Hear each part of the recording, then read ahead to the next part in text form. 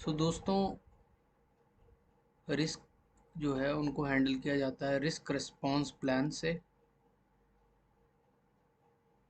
जिसमें इंफॉर्मेशन होती है कि हम रिस्क को कैसे हैंडल करेंगे या कैसे मैनेज करेंगे।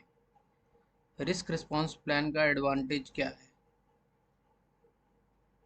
इसका एडवांटेज है कि अगर रिस्क का इवेंट होता है, so there are ready plans available to deal with it.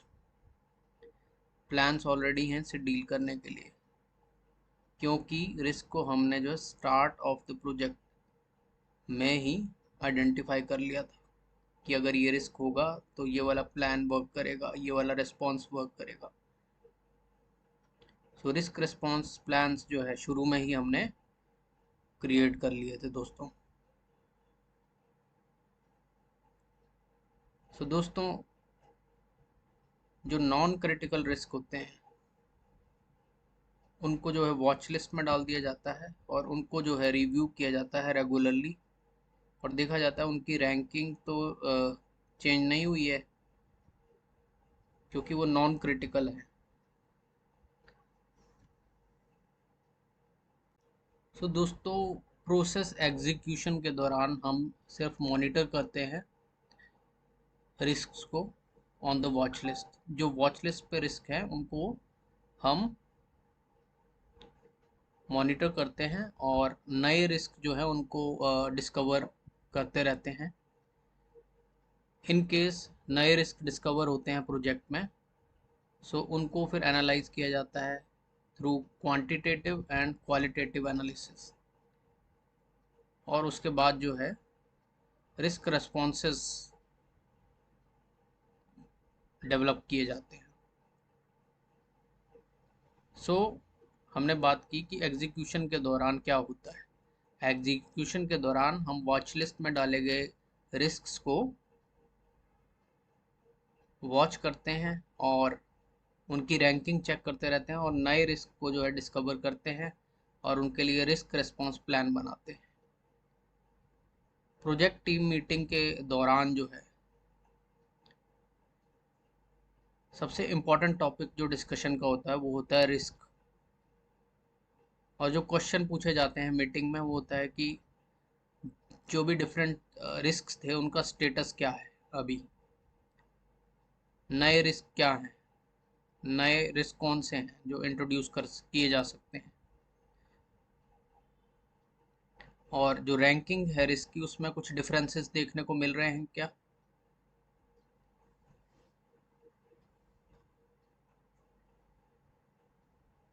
ये सब जो है is the part of risk in project management. Friends, अब जानेंगे प्लान रिस्क मैनेजमेंट प्रोसेस के बारे में, जो कि हमें बताता है कि रिस्क मैनेजमेंट में जो भी एक्टिविटीज़ होंगी वो कैसे होंगी, how should be how these activities should be conducted on the project। ये हमें पता चलेगा रिस्क मैनेजमेंट प्रोसेस से। जो आउटपुट निकल के आएगा वो निकल के आएगा रिस्क मैनेजमेंट प्लान,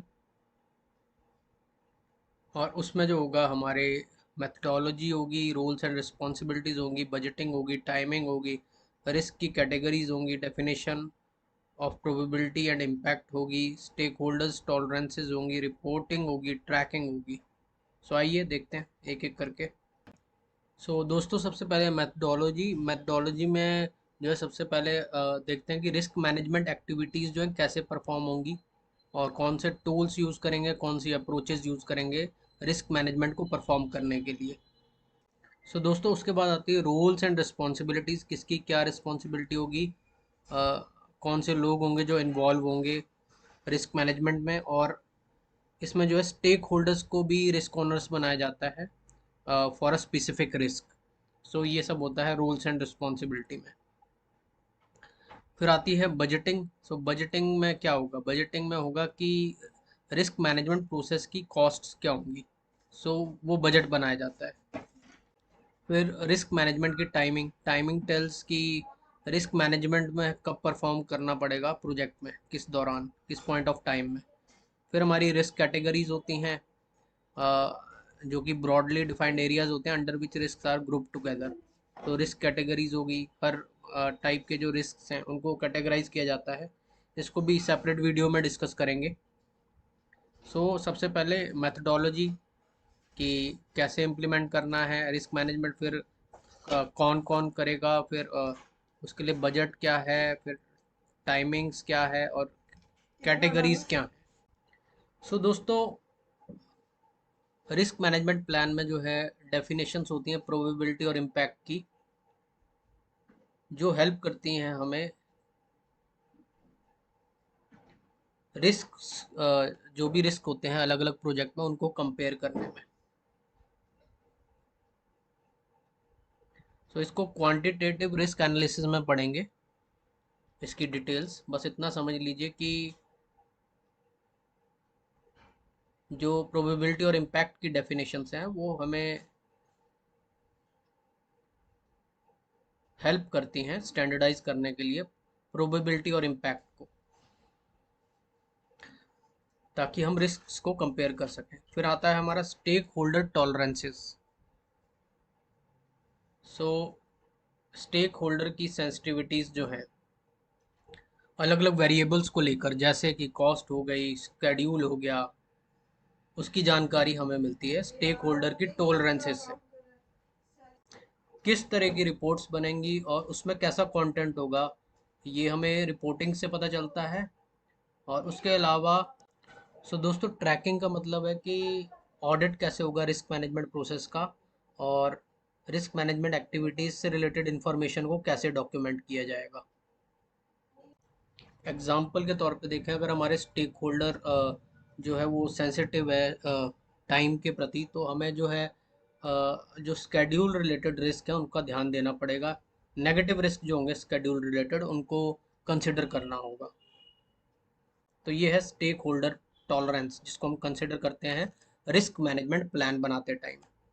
कैसी रिपोर्ट्स बनेंगी, और उसमें क्या लिखा जाएगा, क्या कंटेंट होगा, कैसे रिस्क मैनेजमेंट को प्रोसेस को हम ऑडिट करेंगे, और कैसे इंफॉर्मेशन निकालेंगे जो रिस्क मैनेजमेंट एक्टिविटीज़ की होगी, और उनको कैसे डॉक्यूमेंट करेंगे।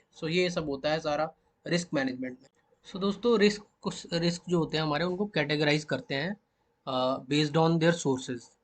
ठीक है, वो रिस्क कहाँ से आया उस बेसिस पे उसको कैटेगराइज करते हैं, ग्रुप करते हैं। सो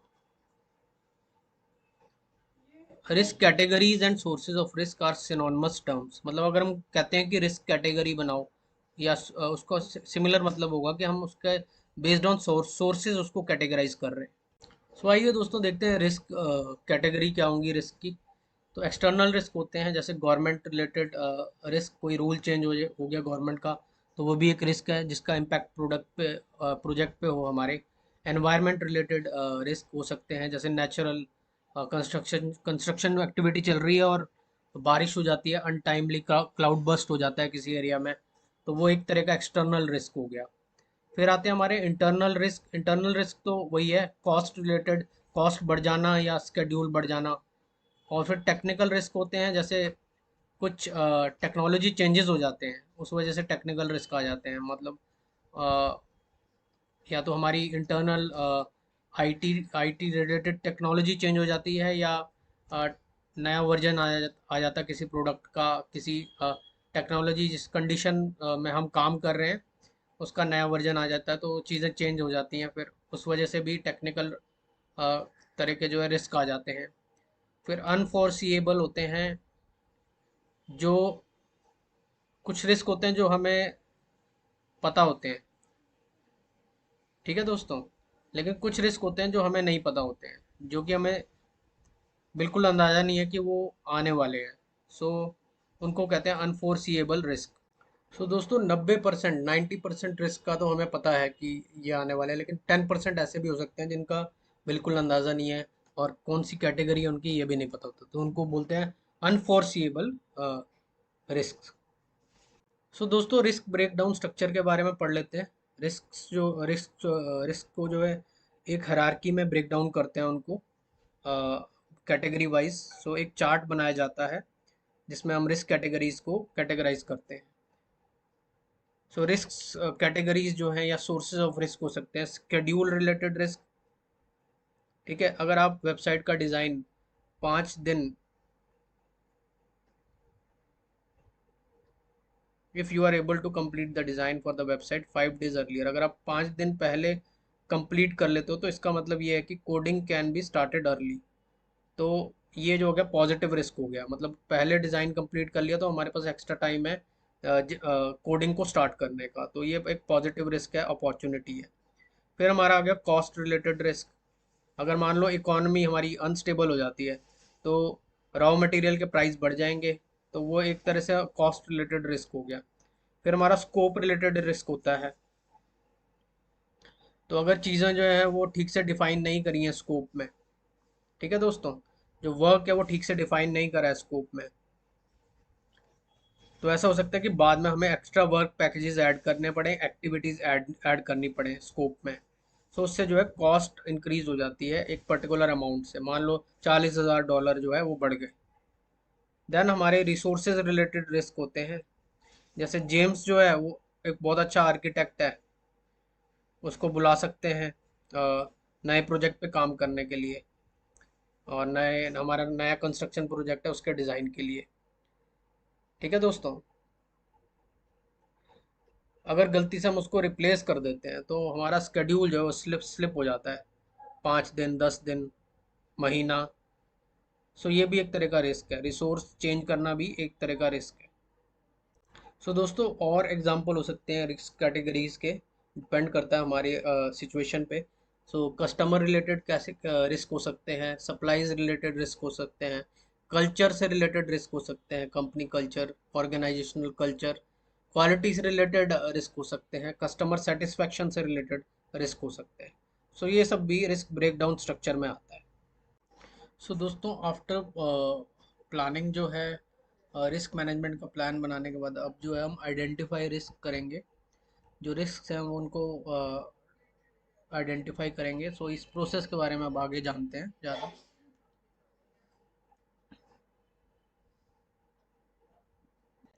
सो रिस्क आइडेंटिफिकेशन जो है मोस्टली जो है स्टार्ट में होता है ड्यूरिंग इनिशिएशन एंड प्लानिंग, लेकिन जो है वो मेजरली जो है वो स्टार्ट ऑफ द प्रोजेक्ट करना पड़ता है, लेकिन पूरे प्रोजेक्ट में ही वो होता है, स्टार्ट से लेके क्लोजिंग तक जो है हम रिस्क जो है आइडेंटिफाई करते रहते हैं। लेकिन दोस्तों जो हाई लेवल के रिस्क होते हैं वो ड्यूरिंग द हमारा प्रोजेक्ट, जब हमारा प्रोजेक्ट चार्टर बनता है तब हम हाई लेवल के रिस्क जो होते हैं उनको आइडेंटिफाई करते हैं। लेकिन जो प्लानिंग का प्रोसेस होता है उस दौरान जो है हम डिटेल्ड रिस्क आइडेंटिफिकेशन करते हैं, और जैसे जैसे आगे आगे आइटरेटिव प्रोसेस बढ़ता है, आगे आगे आइटरेशंस निकलते हैं, तो हमें नए नए रिस्क जो है आइडेंटिफाई करने पड़ते हैं, डिस्कवर करने पड़ते हैं, और जो हमारी वॉच लिस्ट है उसको भी लाइक देखते रहना पड़ता है कि उसमें जो रिस्क हैं वो उनका स्टेटस क्या है। सो दोस्तों अब हमें रिस्क आइडेंटिफाई करने हैं। सो रिस्क आइडेंटिफाई कैसे होंगे, या तो हम डॉक्यूमेंटेशन का रिव्यूज़ करेंगे, जैसे हमारा डॉक्यूमेंट हो गया प्रोजेक्ट चार्टर का, हमारे कॉन्ट्रैक्ट हो गया। सो इन डॉक्यूमेंट्स को जो है दोबारा रिव्यू करेंगे और इनसे जो है डिस्कवर करेंगे नए रिस्क। स्वॉट एनालिसिस कर सकते हैं, जिसमें जो है हम ऑर्गेनाइजेशन, अपनी ऑर्गेनाइजेशन की स्ट्रेंथ्स देखते हैं क्या है, वीकनेसेस देखते हैं क्या है, अपॉर्चुनिटीज़ देखते हैं, थ्रेट्स देखते हैं क्या क्या थ्रेट्स हो सकते हैं। तो वो करके जो स्वॉट एनालिसिस करके जो है ऑर्गेनाइजेशन का जो हम जान सकते हैं अपने रिस्क, प्रोजेक्ट्स रिलेटेड रिस्क के बारे में।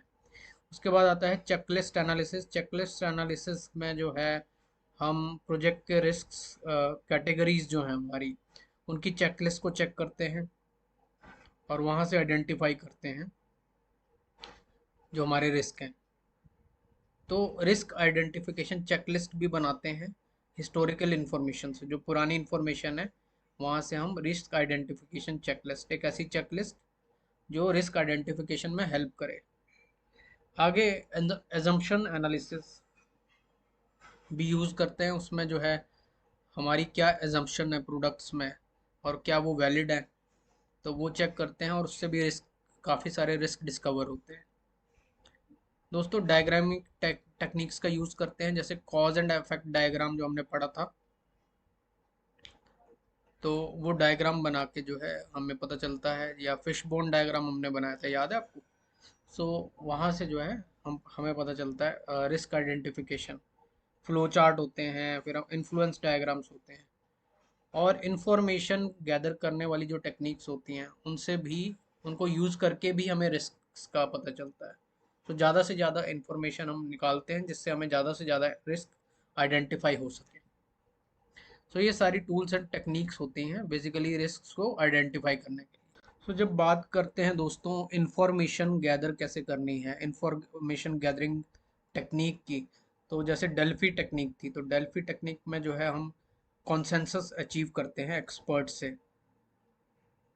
कैसे करते हैं? हम रिक्वेस्ट भेजते हैं, रिक्वेस्ट फॉर इंफॉर्मेशन एक्सपर्ट्स को, फिर एक्सपर्ट्स जो है रिस्पॉन्ड करते हैं, फिर रिस्पॉन्सेज जो है दोबारा उनको भेजते हैं कंपाइल करके, और इस तरह से जो है रिस्पॉन्सेज दोबारा से हमारे पास आते हैं। अ, जो हमारे एक्सपर्ट्स होते हैं वो रिस्पॉन्सेज चेक करते हैं, based on that they modify their response and then send it again. तो इस तरह से कॉन्सेंसस बिल्ड हो जाता है। और जो है जैसे कॉन्सेंसस मेजोरिटी, मतलब एक रिस्पॉन्स के लिए मेजोरिटी हमें मिलती है, तो उसको डेल्फी टेक्निक बोलते हैं। तो ये भी एक इंफॉर्मेशन गैदर करने की टेक्निक है एक्चुअल में। रूट कॉज एनालिसिस कर देते हैं, जिसमें रिस्क्स जो भी हैं उनके रूट कॉजेज जो है वो एनालाइज किए जाते हैं।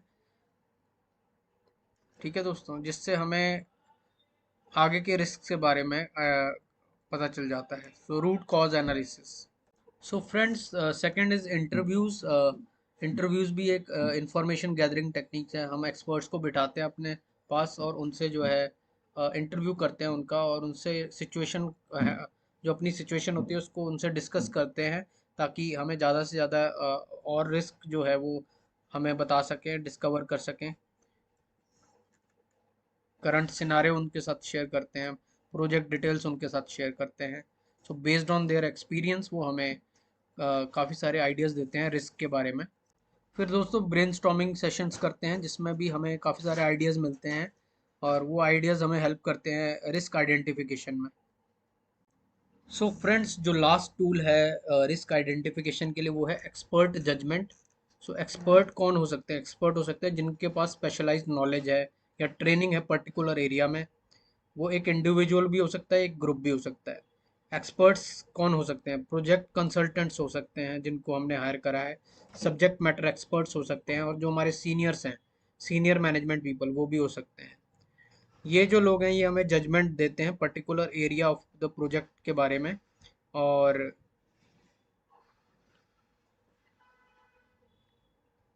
हमें बताते हैं कि इफेक्टिवली कैसे हम इम्प्लीमेंट कर सकते हैं प्रोजेक्ट मैनेजमेंट को।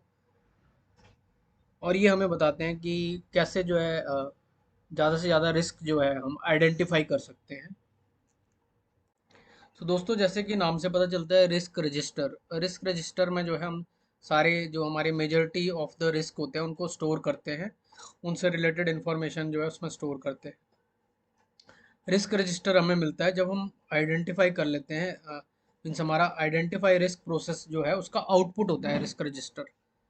तो इसको कॉन्स्टेंटली अपडेट करना पड़ता है, जैसे जैसे हमें नए रिस्क मिलते रहते हैं या हम नए रिस्क आइडेंटिफाई करते हैं, और जैसे जैसे रिस्क मैनेजमेंट प्रोसेस जो है हमारे कंप्लीट होते हैं। उसमें अलग अलग तरह की इंफॉर्मेशन होती है, डिपेंड करता है कि हम प्रोजेक्ट के किस स्टेज पर हैं, और रिस्क मैनेजमेंट प्रोसेस जो है हमारा उस स्टेज के प्रोसेस में जो है रिस्क मैनेजमेंट प्रोसेस हमारा जो भी चल रहा है उसके बेसिस पे जो है हम इंफॉर्मेशन गैदर करते हैं। सो शुरू में जो है रिस्क रिस्क रजिस्टर में क्या होता है?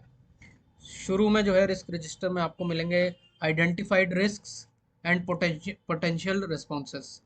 मतलब जो रिस्क हमने आइडेंटिफाई करे हैं और उनके लिए जो है पोटेंशियल रिस्पॉन्सेस, वो स्टार्टिंग में मिलेगा हमें प्रोजेक्ट के स्टार्ट में। तो जैसे जैसे प्रोजेक्ट हमारा आगे बढ़ता है, प्रोग्रेस करता है, तो रिस्क रजिस्टर जो है उसमें होता है प्रॉपर रिस्क रिस्पॉन्स प्लान्स। सो पहले तो पोटेंशियल रिस्पॉन्सेज होते हैं, लेकिन जैसे जैसे प्रोजेक्ट आगे बढ़ेगा तो हमें जो है प्रॉपर रिस्क रिस्पॉन्स प्लान्स मिलेंगे for the risk on the project. So दोस्तों शुरू में क्या होगा रिस्क रजिस्टर में, जस्ट लिस्ट, एक लिस्ट होगी रिस्क की, और उनके पोटेंशियल रेस्पॉन्सेज की लिस्ट होगी, और रूट कॉज क्या है उन रिस्क का वो होगा, रूट कॉजेज की लिस्ट होगी। फिर रिस्क कैटेगरीज होंगी अपडेटेड। सो रिस्क रिस्पॉन्सेज जो है कब डॉक्यूमेंट किए जाते हैं, ये सवाल पूछा जा सकता है। रिस्क मैनेजमेंट प्रोसेस में एट व्हाट पॉइंट जो है हम रिस्क रिस्पॉन्सेज डॉक्यूमेंट करते हैं। तो एक तो आइडेंटिफाई रिस्क जब प्रोसेस होता है तब करते हैं in the form of potential responses, और उसके बाद जो प्लान रिस्क रिस्पॉन्सेज प्रोसेस होता है उसमें भी as proper risk response plans, proper risk responses हम उसमें लिस्ट डाउन करते हैं। तो दोस्तों फिर से एक बार मैं रिवाइज करवा देता हूँ आपको कि स्टार्टिंग में हमें पोटेंशियल रिस्पॉन्सेज पता होते हैं रिस्क के, और वो आइडेंटिफाई रिस्क प्रोसेस जो है उसमें हम लिस्ट डाउन करते हैं पोटेंशियल रिस्पॉन्सेज को, और आइडेंटिफिकेशन के बाद जब प्लान करते हैं रिस्क रिस्पॉन्सेज तो उसमें डिटेल्ड प्लानिंग करते हैं, और प्रॉपर रिस्क रिस्पॉन्स प्लान्स होते हैं उसमें हमारे, प्रॉपर प्लान होता है रिस्क को हैंडल करने का in planning process, planning risk process जो होता है हमारा, और प्लानिंग रिस्क रिस्पॉन्स होता है actually planning risk response process. So अब दोस्तों जो हमारा रिस्क है वो उसको हम पास थ्रू करते हैं, उसके ऊपर जो है क्वालिटेटिव रिस्क एनालिसिस का प्रोसेस जो है वो इम्प्लीमेंट करते हैं। So qualitative is like non numeric, मतलब उसमें कोई नंबर्स नहीं होता है। So qualitative risk analysis process में क्या करते हैं, उसमें जो है हम जो हमने आइडेंटिफाई किए थे रिस्क्स पहले उनको एनालाइज करते हैं, उनकी प्रोबेबिलिटी देखते हैं कि ये वाला पर्टिकुलर रिस्क जो है इसकी प्रोबेबिलिटी होने की जो है प्रोजेक्ट में अकर होने की जो है इतनी है, इस पर्टिकुलर रिस्क का जो इम्पैक्ट होगा प्रोजेक्ट पे इतना होगा।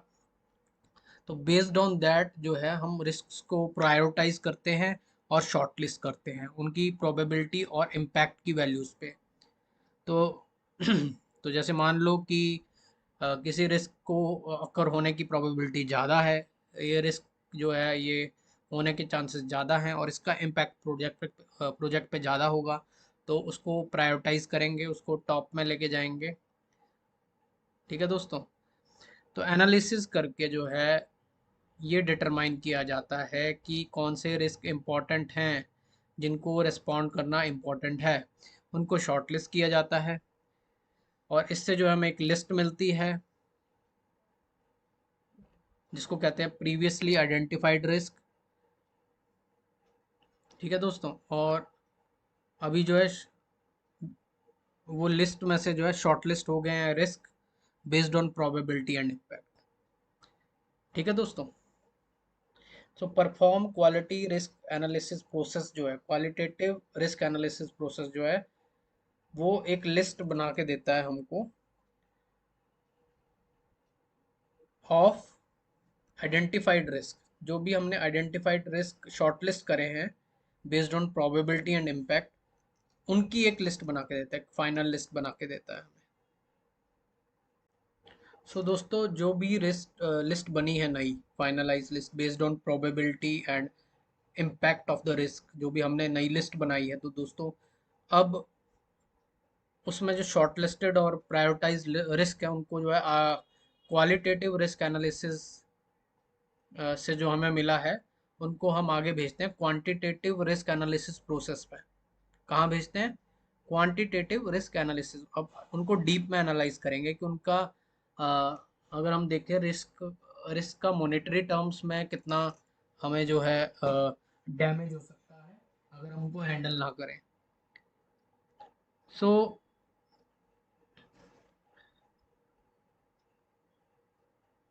या तो उन्हें भेज देते हैं क्वांटिटेटिव रिस्क एनालिसिस प्रोसेस में, या न्यूमरिक जिसमें मॉनेटरी वैल्यू हमें मिलती है उस प्रोसेस में, या फिर उनको भेज देते हैं प्लान रिस्क रिस्पॉन्स प्रोसेस में, ताकि उनके जो रिस्क रिस्पॉन्सेज हैं रिस्पॉन्सेज प्लान किए जा सकें जो कि हमने शॉर्टलिस्ट और प्रायोरिटाइज करे हैं रिस्क उनके लिए। सो सबसे पहले रिस्क आइडेंटिफाई करें। एक बार दोबारा से रिव्यू कर लेते हैं पूरा प्रोसेस को। सबसे पहले रिस्क आइडेंटिफाई करें, फिर आइडेंटिफाइड रिस्क को जो है क्वालिटेटिव रिस्क एनालिसिस किया और हमें एक शॉर्ट लिस्टेड लिस्ट मिल गई based on probability and impact. ठीक है, हमने एनालाइज किया। सेकंड स्टेप है, हमने एनालाइज किया with the help of qualitative risk analysis. फिर हमने जो है एक शॉर्ट लिस्ट बनाई based on probability and impact. ठीक है, उसके बाद रिस्क जो है हमने आगे भेज दिए प्लान रिस्क रिस्पॉन्सेस प्रोसेस में या फिर क्वांटिटेटिव रिस्क एनालिसिस के लिए बेस्ड ऑन देयर क्रिटिकलिटी। सो दोस्तों, finally after doing qualitative analysis हमें मिला क्या? हमें मिला जो हमारा नई रैंकिंग्स है रिस्क की वो मिल गई हमें। ठीक है, वो रिस्क मिल गए जो हाई प्रायोरिटी है जिनकी। ठीक है, और नई रिस्क प्रोबेबिलिटी एंड इम्पैक्ट की रेटिंग मिल गई हमें। ठीक है, एक वॉच लिस्ट है हमारी जिसमें हमने वो रिस्क डाल रखे हैं जो जिनको हम लेट बाद में रिव्यू करेंगे, जो अर्जेंट नहीं है और इतने सिवियर नहीं है जितने कि जिनके लिए हम रिस्पॉन्सेस प्लान कर रहे हैं। या सो दोस्तों, वो हमें वॉच लिस्ट मिल जाती है। और उसके अलावा जो है रिस्क कैटेगराइज्ड और ग्रुप्ड रिस्क हमें मिल जाते हैं। तो दोस्तों, प्रोबेबिलिटी एंड इम्पैक्ट मैट्रिक्स, हमने प्रोबेबिलिटी के बारे में पढ़ा और इम्पैक्ट जो होता है रिस्क का उसके बारे में पढ़ा, लेकिन उसके लिए जो है एक डॉक्यूमेंट होता है उसको बोलते हैं प्रोबेबिलिटी एंड इम्पैक्ट मैट्रिक्स। उसमें क्या होता है, उसमें बेस्ड ऑन प्रोबेबिलिटी की वैल्यू और इम्पैक्ट की वैल्यू के बेसिस पे जो है हम इस रिस्क को, पर्टिकुलर रिस्क जो है उसको रेटिंग प्रोवाइड करते हैं। ठीक है दोस्तों, रेटिंग जब आ जाती है तो उसको जो है रिस्क को प्रायोरिटाइज किया जाता है रेटिंग के बेसिस पे।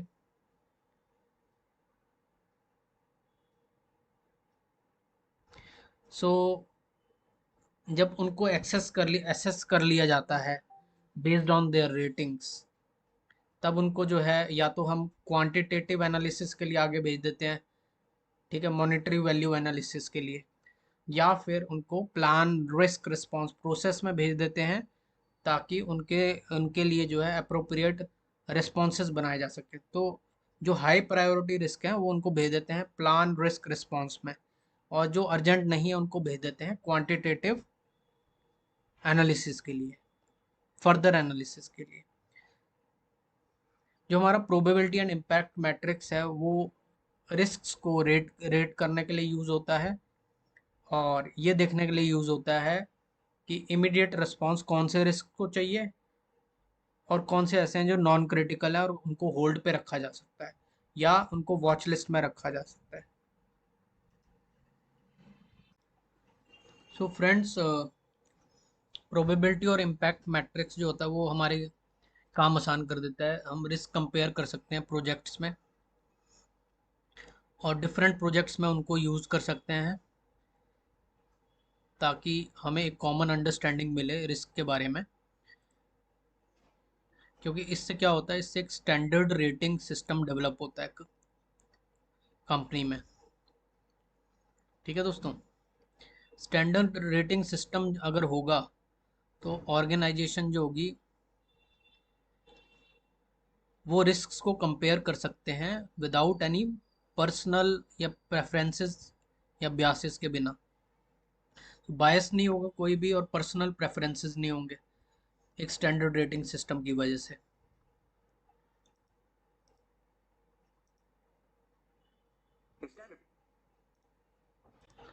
मींस इसका मतलब क्या है, इसका मतलब यह है कि अगर दो रिस्क हैं प्रोजेक्ट के ऊपर, दो रिस्क आइडेंटिफाई करें, तो ऐसा नहीं हो सकता कि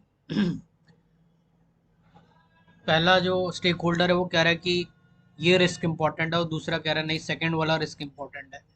सो हमारे पास एक स्टैंडर्ड रेटिंग सिस्टम है, रिस्क को रेट करने का सिस्टम है, जिससे हम पहले रिस्क को रेट करेंगे। मान लो उसकी रेटिंग आ गई 5, फिर दूसरे रिस्क को रेट करा उसकी रेटिंग आ गई 10। ठीक है, तो based on standard rating system हम आइडेंटिफाई करेंगे कि सेकंड रिस्क जो है वो ज़्यादा, उसकी ज़्यादा प्रायोरिटी है और उस पर फोकस करना चाहिए पहले। सो इस तरह से कंपेयर करने में हेल्प करता है हमारा प्रोबेबिलिटी एंड इम्पैक्ट मैट्रिक्स जो होता है। प्रोबेबिलिटी जो हो सकती है किसी भी रिस्क के अक्कर होने की, वो लो हो सकती है, मीडियम हो सकती है, या हाई हो सकती है, या स्केल स्केल देने की बजाय जो है मतलब आउट ऑफ 10 भी हम स्केलिंग कर सकते हैं, 1 to 10। जैसे कि 1 जो है वो लो प्रोबेबिलिटी हो गई रिस्क की होने की, और 10 हो गई हाई प्रोबेबिलिटी। ऐसे ही जो उसका अभी बात कर रहे थे प्रोबेबिलिटी की, अब बात करते हैं इम्पैक्ट की। इम्पैक्ट कुड बी पॉजिटिव और नेगेटिव। ठीक है दोस्तों, अगर रिस्क एक अपॉर्चुनिटी है तो पॉजिटिव इम्पैक्ट लेके आएगा, अगर रिस्क एक थ्रेट है तो नेगेटिव इम्पैक्ट लेके आएगा प्रोजेक्ट में। सो हायर रिस्क जो होता है स्केल ऑफ आर्ट में, उसको क्या देते हैं, positive risk. That is an opportunity, means that has lot of potential benefits and can be reaped from the risk. मतलब हाई रिस्क स्केल ऑफ 8 में फॉर पॉजिटिव रिस्क है, तो मतलब स्केल ऑफ 8 में अगर पॉजिटिव रिस्क है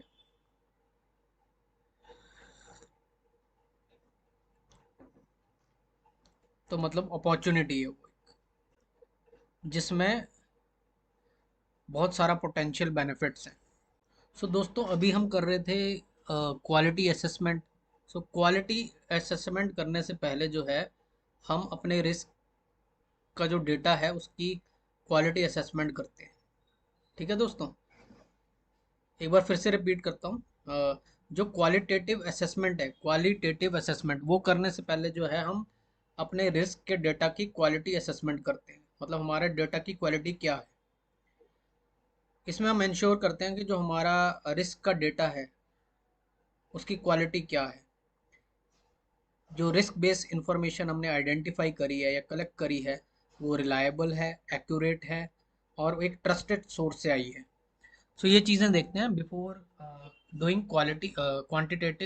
qualitative assessment, non numeric assessment. फिर हम इंश्योर करते हैं कि जो डाटा निकल के आया है रिस्क का आइडेंटिफिकेशन के बाद,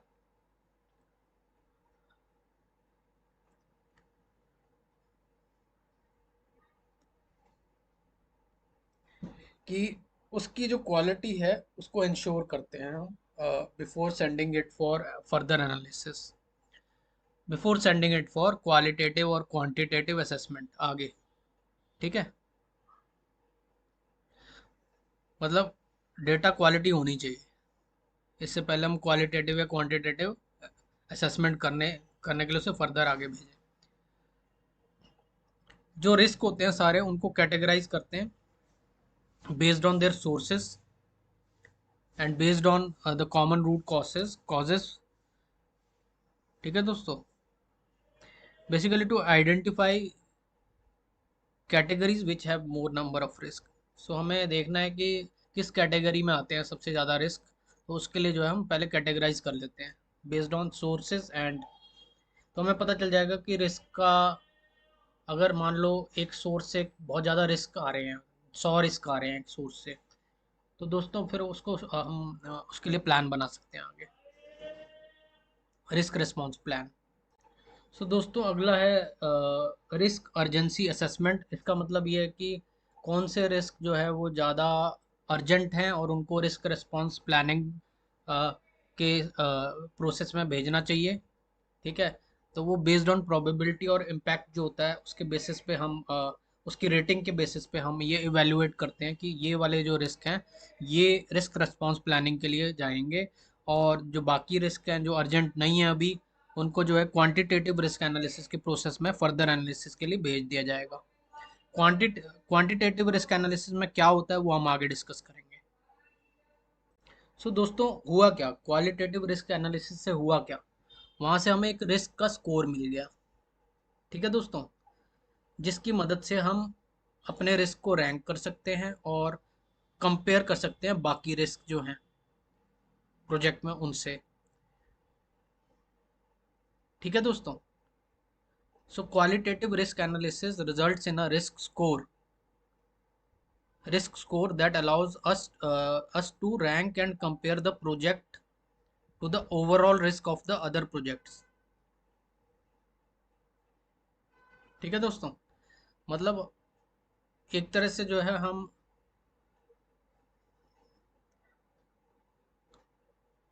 अपने एक प्रोजेक्ट को जो है दूसरे प्रोजेक्ट से भी कंपेयर कर पा रहे हैं। मतलब एक प्रोजेक्ट में इतना रिस्क है और दूसरे प्रोजेक्ट में कितना रिस्क है, तो वो भी कंपैरिजन कर पा रहे हैं। ये जो स्कोर होता है क्वालिटेटिव रिस्क एनालिसिस से जो निकल के आता है रिस्क का, इसको रिविजिट किया जाता है after doing risk response planning. देखो, जो सिवियर रिस्क होते हैं उनको भेज दिया जाता है रिस्क रिस्पॉन्स प्लानिंग में। ठीक है दोस्तों, लेकिन इनकी रैंकिंग को और इनके स्कोर को दोबारा से देखा जाता है after risk response planning. Risk response planning में क्या होता है, प्रोजेक्ट मैनेजर जो है he is able to determine appropriate responses to the shortlisted risk। सीधी सी बात है, प्रोजेक्ट मैनेजर जो है वो रिस्क रिस्पॉन्स प्लान बना सकता है, अप्रोप्रिएट रिस्पॉन्सेज बना सकता है जो कि हमने रिस्क शॉर्टलिस्ट किए हैं रिस्क रिस्पॉन्स प्लानिंग के प्रोसेस के दौरान। जो रिस्क स्कोर है या रैंकिंग है उनको रीइवेल्युएट कर सकते हैं, ये देख के कि जो रिस्पॉन्सेज बनाए गए हैं वो कैसे बनाए गए हैं। ठीक है, मतलब रेस्पॉन्सेज चेक करके जो है हमारा हम दोबारा रीइवेल्युएट कर सकते हैं रिस्क का जो स्कोर है और रैंकिंग, इसकी रैंकिंग क्या होनी चाहिए। और अगर रिस्पॉन्स जो है, रिस्क का रिस्पॉन्स जो है वो, अगर आपको लगता है कि ज़्यादा क्रिटिकल नहीं है, मतलब इजी है रिस्पॉन्स, तो उसकी रैंकिंग को हम जो है ऊपर नीचे भी कर सकते हैं। रिस्क रैंकिंग जो है या स्कोर है वो कम हो सकता है अगर हम एक स्ट्रॉन्ग रिस्क रिस्पॉन्स प्लान बनाते हैं, और बढ़ सकता है रेटिंग जो है, स्कोर और रेटिंग, अगर हम वीक रिस्पॉन्स प्लान बनाते हैं। सो इसीलिए मैंने बोला कि हम उनको रिस्क स्कोर और रैंकिंग को रीइवेल्युएट कर सकते हैं आफ्टर द रिस्पॉन्स। हमारे पास रिस्पॉन्स आता है उसके बाद, अगर हमारे पास वीक रिस्पॉन्स आता है, ठीक है, तो रेटिंग बढ़ जाएगी। अगर हमारे पास स्ट्रॉन्ग रिस्पॉन्स आता है रिस्क के लिए, तो रिस्क रैंकिंग जो है वो घट जाएगी। मतलब स्ट्रॉन्ग रिस्पॉन्स की वजह से जो है हमारा रिस्क रिस्पॉन्स जो है वो, रिस्क रैंकिंग जो है वो नीचे आ जाएगी। सो दोस्तों, अब बात करते हैं क्वांटिटेटिव रिस्क एनालिसिस की। जैसा कि मैंने अभी पहले डिस्कस किया, और मतलब लेक्चर के दौरान जो है मैंने बताया कि न्यूमेरिकल एनालिसिस होती है। बेसिकली जो रिस्क के इफेक्ट्स होते हैं वो रेटिंग की बजाय जो है हम मेज़र करते हैं न्यूमेरिकल वैल्यूज़ में। सो अगर एग्जांपल के तौर पे देखें तो क्वालिटेटिव एनालिसिस में हमें पता चलता था कि रिस्क की रेटिंग 7 है, एग्जांपल देखें तो। और क्वांटिटेटिव मतलब न्यूमेरिकल एनालिसिस में देखते हैं तो हमें पता चलता है risk has an impact of $60,000। मतलब ये चीज़ कैलकुलेट करते हैं यहाँ पे, रेटिंग नहीं करते। क्वांटिटेटिव रिस्क से हमें क्या क्या पता चलता है, क्वांटिटेटिव रिस्क एनालिसिस से करना पता चलता है हमें कि contingency reserves of cost and schedule क्या है, क्या चाहिए होंगी। ठीक है, contingency reserves of cost and schedule क्या चाहिए होंगी। ठीक है दोस्तों, यहाँ पे हमें आइडेंटिफाई करते हैं रिस्क्स को जिनको ज़्यादा अटेंशन चाहिए एंड रिक्वायर अ रिस्पॉन्स। ठीक है दोस्तों, यहाँ आइडेंटिफाई करते हैं कि कौन से रिस्क ऐसे हैं जिनको अब फर्दर अटेंशन चाहिए और उनको रिस्पॉन्स भी चाहिए। ठीक है दोस्तों, तो पहले हमने डिस्कस किया कि contingency reserve of cost and schedule जो हमें रखनी है रिस्क के लिए, वो हम पता करते हैं क्वांटिटेटिव एनालिसिस में, क्योंकि उसमें कॉस्ट निकल के आएगी कि इतनी कॉस्ट हमें रिजर्व रखनी पड़ेगी और इतना टाइम हमें रिजर्व रखना पड़ेगा इस पर्टिकुलर रिस्क को हैंडल करने के लिए। और ये भी पता करना पड़ेगा कि इस लिस्ट में से जो है, जो अब हमारे पास लिस्ट आई है, जो कि नॉन क्रिटिकल रिस्क की लिस्ट थी हमारे पास, तो इसमें से कौन से हैं जो ज़्यादा क्रिटिकल हैं और जिनको ज़्यादा अटेंशन चाहिए और रेस्पॉन्स डेवलप करना पड़ेगा। और इससे हम ये भी कैलकुलेट कर सकते हैं कि ओवरऑल प्रोजेक्ट पे कितना रिस्क है। ठीक है, न्यूमेरिकल टर्म्स में। सो दोस्तों एक चीज़ है कि क्वांटिटेटिव रिस्क एनालिसिस करने की ज़रूरत नहीं होती प्रोजेक्ट में, बहुत ही ज़्यादा ज़रूरत होगी तब करते हैं। देख लेते हैं कि हमारा टाइम और मनी मतलब इसमें ज़्यादा इन्वेस्ट ना हो, सो तभी हम क्वांटिटेटिव एनालिसिस करते हैं, वैसे इसकी ज़रूरत नहीं होती है। जो रिस्क है हमारे वो डायरेक्टली जो है हम क्वालिटेटिव एनालिसिस से रिस्क रिस्पॉन्स प्लानिंग में भेज सकते हैं। सो दोस्तों आउटपुट में क्या मिलता है, क्वांटिटेटिव एनालिसिस करके रिस्क रजिस्टर में अपडेट्स करते हैं, और उसके अलावा कंटिजेंसी रिजर्व्स के लिए जो इनिशियल अमाउंट है और टाइम है, अमाउंट ऑफ टाइम है या कॉस्ट है, अमाउंट ऑफ कॉस्ट है, वो सब जो है वो पता चलते हैं हमें। और एक नई लिस्ट बनती है, prioritise list of quantified risks. ठीक है दोस्तों। सो दोस्तों अब देखते हैं कि क्वांटिटेटिव एनालिसिस के लिए टूल्स कौन से यूज़ होते हैं। तो सबसे पहले है सेंसिटिविटी एनालिसिस या टोर्नेडो डायग्राम। सो दोस्तों सेंसिटिविटी एनालिसिस या टोर्नेडो डायग्राम जो है वो कैसे यूज़ होता है हमारा क्वांटिटेटिव एनालिसिस के लिए रिस्क के। सो इसमें जो देखते हैं कि किस रिस्क का इम्पैक्ट सबसे ज़्यादा है, उसका जो बार होता है वो हॉरिजॉन्टल बार होता है, हॉरिजॉन्टल ग्राफ होता है, तो वो सबसे लंबा होता है। जिस रिस्क का जो इम्पैक्ट है वो सबसे कम होता है, उसका लोअर बार होता है। और टोर्नेडो डायग्राम जो है उसमें हॉरिजॉन्टल बार्स होते हैं, वर्टिकल नहीं, हॉरिजॉन्टल बार्स होते हैं, based on the impact of risk. सबसे ज़्यादा इम्पैक्ट वाला ऊपर होगा, सबसे कम इम्पैक्ट वाला नीचे होगा। ठीक है दोस्तों, तो ये है टोर्नेडो डायग्राम। सो दोस्तों उसके बाद आता है Monte Carlo analysis to how this is being used as a tool to do quantitative analysis। सो ये टेक्निक जो होती है बेसिकली प्रोजेक्ट के ओवरऑल रिस्क को एवेलुएट करने के लिए होती है। ठीक है, इससे जो हमें पूरे प्रोजेक्ट का ओवरऑल रिस्क पता चलता है, और ये भी पता चलता है कि प्रोजेक्ट कंप्लीशन डेट जो है, मतलब कब हमारा प्रोजेक्ट जो है किस दिन जो है हमारा प्रोजेक्ट कंप्लीट होगा, और किस कॉस्ट में जो है हमारा प्रोजेक्ट कंप्लीट होगा, तो उसकी प्रोबेबिलिटी हमें पता चलती है। फिर हमें पता चलता है कि जो हमारी एक्टिविटी है उसकी कितनी प्रोबेबिलिटी है कि वो क्रिटिकल पाथ पे है। ठीक है दोस्तों, हमारी एक्टिविटी क्रिटिकल पाथ पे है। ठीक है, उससे मतलब क्रिटिकल पाथ पे अगर कोई एक्टिविटी तो रिस्क जो है ज़्यादा होता है। तो ये चीज़ देखते हैं कि रिस्क ज़्यादा मतलब कब होगा। Determine cost and schedule impact, cost का इम्पैक्ट और स्केड्यूल का इम्पैक्ट मेज़र करते हैं। पाथ कन्वर्जेंस देखते हैं।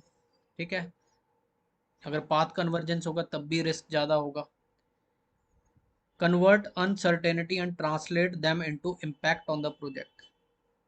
ठीक है, जो भी अनसर्टेनिटीज हैं उनको ट्रांसलेट करते हैं वैल्यूज में यूजिंग क्वांटिटेटिव एनालिसिस।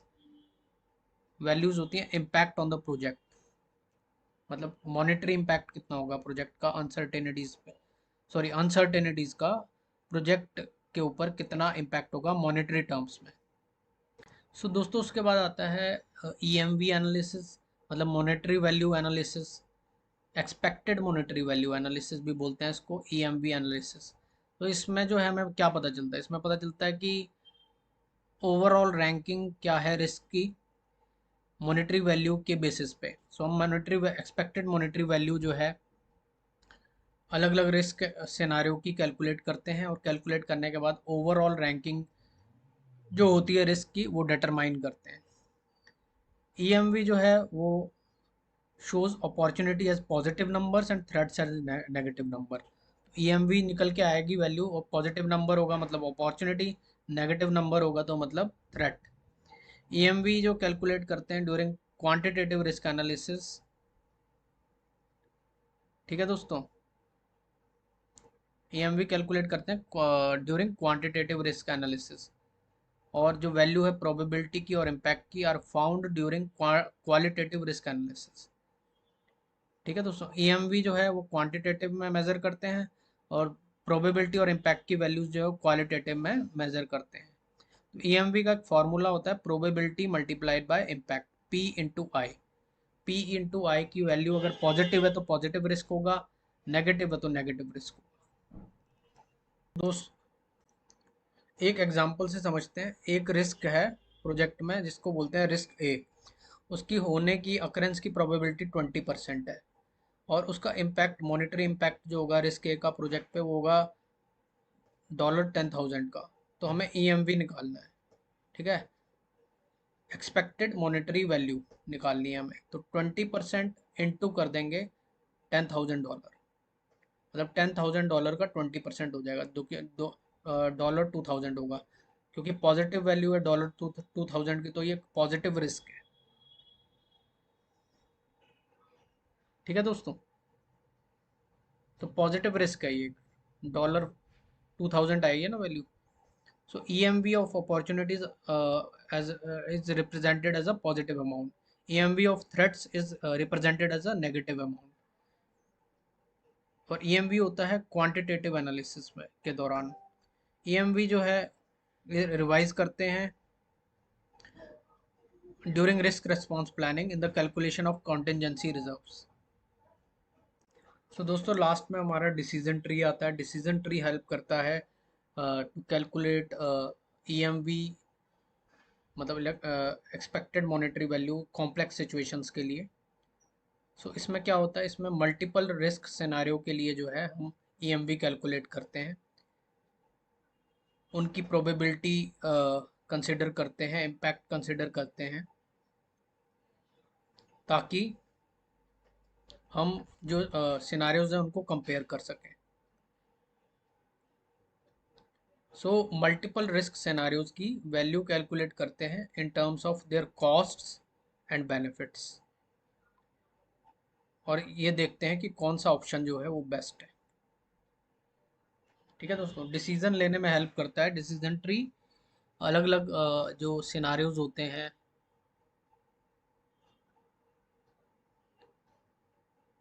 रिस्क के, वो वो इसमें कंसिडर किए जाते हैं।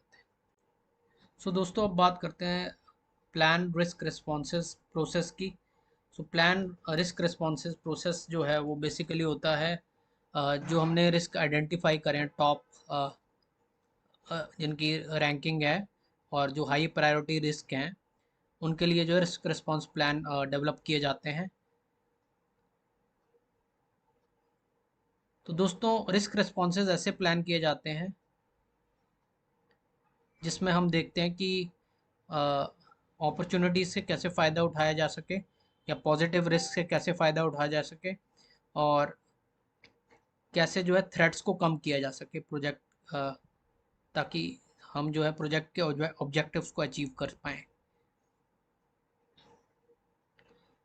Plan risk response is all about handling the top risk. जो भी टॉप रिस्क है उनको हैंडल करना होता है इसमें, जिसमें अपॉर्चुनिटी भी आती है, थ्रेट्स भी आते हैं। कैसे we can get rid of threats, या उनका इम्पैक्ट को कम कैसे कर सकते हैं, and take hold of opportunities. So दोस्तों, थ्रेट्स जो होते हैं, रिस्क रिस्पॉन्स प्लान बनाए जाते हैं उनको एलिमिनेट करने के लिए, और उनकी प्रोबेबिलिटी कम करने के लिए, और उनका इम्पैक्ट कम करने के लिए। और रिस्क रिस्पॉन्स प्लान्स बनाए जाते हैं अपॉर्चुनिटीज़ के लिए, उनको इंश्योर करने के लिए कि वो ऑकर करें, एग्जिस्ट करें, और उनकी प्रोबेबिलिटी बढ़े और उनका इम्पैक्ट बढ़े। सो थ्रेट्स को कम करना है और अपॉर्चुनिटीज़ को अप करना है, यही मकसद है प्लान रिस्क रिस्पॉन्सेस का। सो दोस्तों, जैसे हमने रिस्क रिस्पॉन्स प्लान्स बना लिए, और उसके बाद जो है उनको इम्प्लीमेंट किया, और इम्प्लीमेंट करने के बाद भी जो है, मतलब अपनी रिस्क रिस्पॉन्स स्ट्रेटजी यूज़ करके जो इनको इम्प्लीमेंट किया, लेकिन उसके बाद भी जो रिस्क बच गए उनको कहते हैं रेजिडुअल रिस्क, और उनको हैंडल किया जाता है कंटिजेंसी रिजर्व से। जो हमारी रिजर्व्स बना रखी थी हमने रिलेटेड टू कॉस्ट और रिलेटेड टू स्केड्यूल, उनका यूज़ किया जाता है रेजिडुअल रिस्क को समाप्त करने के लिए। तो जो रिस्क रह जाते हैं, बच जाते हैं आफ्टर रिस्क रिस्पॉन्स प्लानिंग, और एलिमिनेट नहीं हो पाते हैं, उनके लिए एक कंटिजेंसी प्लान होना चाहिए to deal with the risk in case the risk actually occurs. और एक फॉल बैक प्लान भी होना चाहिए, fallback plan in case the contingency, जो हमारा कंटिजेंसी प्लान है वो भी वर्क नहीं करता, मतलब वो रिजर्व्स भी काम नहीं कर रही हैं, तो उसके लिए एक फॉल बैक प्लान भी होना चाहिए या बैकअप प्लान भी होना चाहिए। सो दोस्तों, अगर हमारा कोई भी रिस्पॉन्स वर्क नहीं करता है, ठीक है, और एक ऐसा रिस्क आ जाता है जो कि हमने प्लान ही नहीं करा था, ठीक है, एक ऐसा इवेंट हो जाता है, ऐसी प्रॉब्लम आ जाती है जो कि हमने प्लान ही नहीं करी थी, और उस पे जो है हमारा कंटेंजेंसी रिजर्व या कुछ भी वर्क नहीं करता है, वर्क अराउंड। सो उसको जो फाइनली जो बोलते हैं, उसको हैंडल करने के लिए जो बोलते हैं वो बोलते हैं वर्क अराउंड। ठीक है दोस्तों। So they are the response to threat that occurs on the project for which prior response was not developed, नहीं बनाया था रिस्पॉन्स, और वाज नॉट इफेक्टिव, अगर बनाया था तो वो इफेक्टिव नहीं था उस प्रॉब्लम को सॉल्व करने के लिए, तो उसको बोलते हैं वर्क अराउंड, वर्क अराउंड। सो दोस्तों, हमारे पास डिफेंस के लिए क्या है, जो भी आइडेंटिफाइड रिस्क है। सो जो प्राइमरी डिफेंस है, प्राइमरी फॉर्म ऑफ डिफेंस है, या जो आइडेंटिफाइड रिस्क है उनसे उनको हैंडल करने के लिए जो हम रिस्क रिस्पॉन्स प्लान बनाते हैं। तो हम जानेंगे तीन तरह के जो हमारे रिस्क रिस्पॉन्स प्लान्स हैं। जैसे पहले तो हो गया प्राइमरी रिस्पॉन्स प्लान, फिर हो गया कंटेंजेंसी प्लान, फिर हो गया वर्क अराउंड। तीनों के बारे में जानेंगे, तीनों के बीच में जो डिफरेंस है वो जानेंगे। सो ज़्यादातर जो रिस्क होते हैं प्रोजेक्ट में, वो हैंडल किए जाते हैं प्राइमरी रिस्क रिस्पॉन्स प्लान से। ठीक है दोस्तों। जो risk response primary risk response plans हैं उसमें हम एक स्ट्रेटजी बनाते हैं basically to address risk before they occur, मतलब रिस्क पैदा होने से पहले ही हम प्लान बना लेते हैं उससे निपटने के लिए। ठीक है। फिर आता है कंटेंजेंसी प्लान्स। तो कंटेंजेंसी प्लान जैसे कि हमने डिस्कस किया, जो रिस्क जो है वो जहाँ पे रिस्क रिस्पॉन्स प्लान वर्क नहीं करता है या उसके बाद भी रिस्क बच जाता है, उसको बोलते हैं रेजिडुअल रिस्क।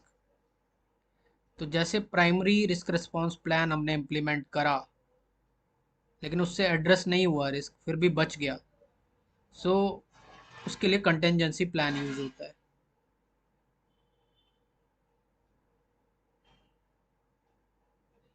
ठीक है दोस्तों। सो जो अभी हो रहे हैं रिस्क पैदा, ठीक है, या जिनके लिए हमें रिस्क ट्रिगर्स दिखे हैं, उनको हैंडल करने के लिए कंटेंजेंसी रिजर्व्स यूज की जाती है। सो यहाँ पे अंतर ये देख रहे हैं कि रिस्क रिस्पॉन्स प्लान्स जो हैं वो हम पहले से बना रहे हैं, रिस्क प्लान करके जो है उसको एड्रेस करने के लिए जो पहले से हम रिस्क रिस्पॉन्स प्लान बना रहे हैं। लेकिन जो रिस्क अकर हो रहे हैं इन रियल टाइम, उनके लिए हम कंटेंजेंसी प्लान है हमारे पास। सो दोस्तों, इस तरह से समझते हैं कि रिस्क जो है वो अभी मटेरियलाइज नहीं हुआ है, और उसके लिए हमने प्लान बनाया है कि उसके होने की प्रोबेबिलिटी और कम हो जाए और उसका इम्पैक्ट जो है प्रोजेक्ट पे वो कम हो जाए। तो वो हम हैंडल करते हैं प्राइमरी रिस्क रिस्पॉन्स प्लान से। ठीक है दोस्तों। और जब रिस्क मटेरियलाइज हो जाता है, एग्जिस्ट मतलब हो जाता है, एक्चुअली हो जाता है, तब उसको हैंडल करने के लिए जो है हम यूज करते हैं कंटिजेंसी प्लान, ताकि उसका इम्पैक्ट कम से कम हो सके। तो यहाँ प्रोबेबिलिटी वाली बात ही नहीं है, मतलब वो हो चुका है।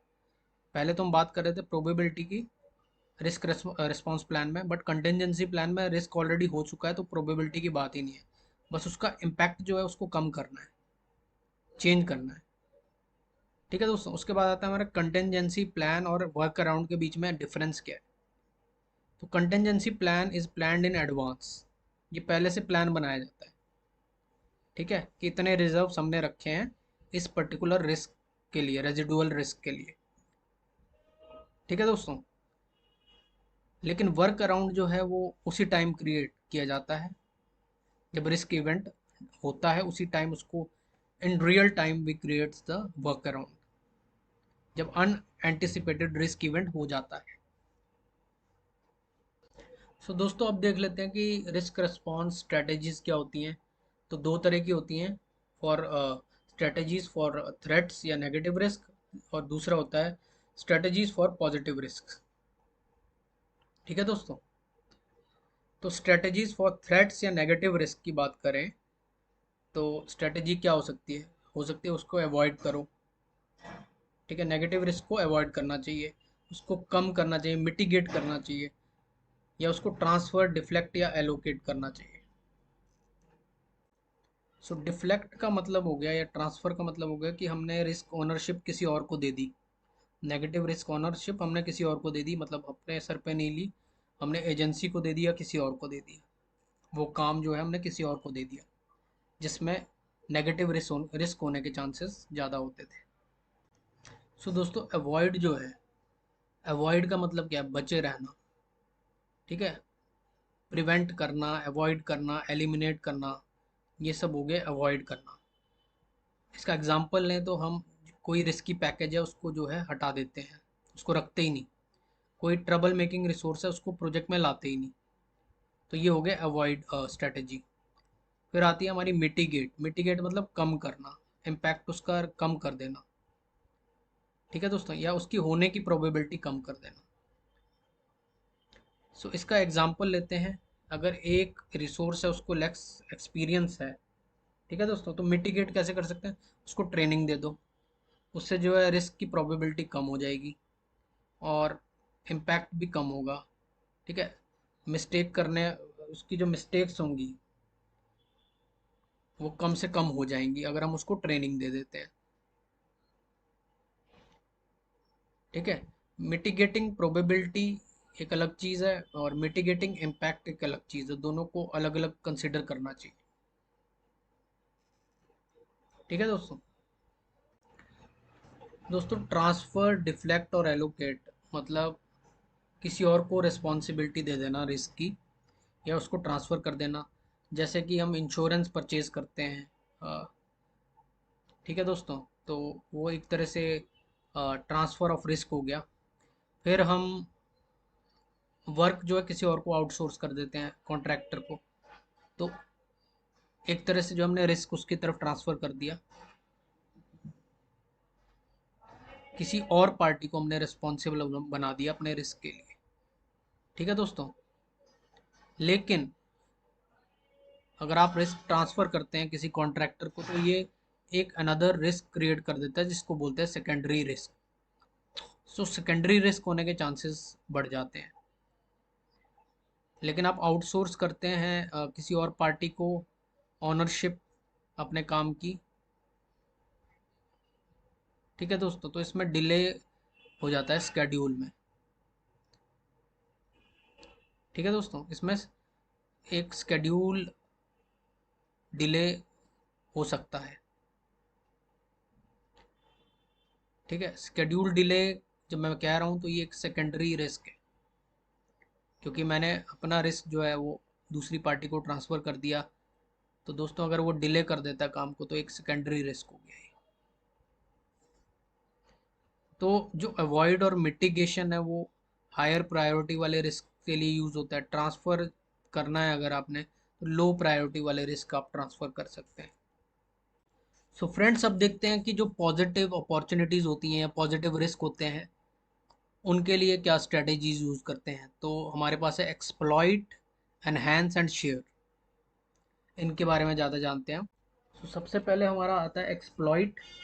एक्सप्लॉइट में जो है हम अपॉर्चुनिटी ऑकर होने के लिए जो है कोशिश करते हैं कि अपॉर्चुनिटी जो है प्रोजेक्ट में आए।